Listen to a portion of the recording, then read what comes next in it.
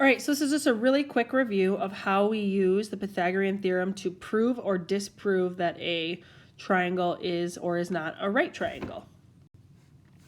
So we are going to use the Pythagorean theorem. A squared plus b squared equals c squared. And if this is a right triangle, and I take the values that they gave me on the triangle and plug it into this equation or this formula, it should work that the left side of my equal sign is equal to the right side. So the first thing I'm going to do is just label the triangle A, B, and C. And the only side that really matters is this side, the C side. A and B are interchangeable, but the C always has to be the biggest number because we know that if it is a right triangle, the hypotenuse is always the longest side. So now I'm going to go ahead and plug in these values. 8 squared plus 15 squared equals 17 squared. I'm going to have to pull up my calculator. But 8 times 8, 64, plus 15 times 15 is 225.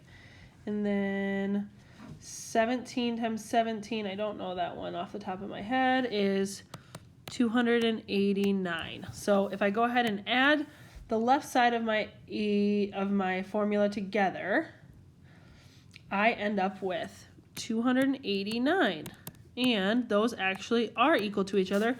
So this is a right triangle.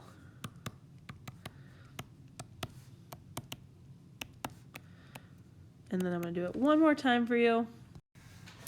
This says a triangle with the side lengths of 5, 8, and 11. So we could sketch a little triangle, or I just know that the longest side has to be C, so we can just name the other two sides A and B.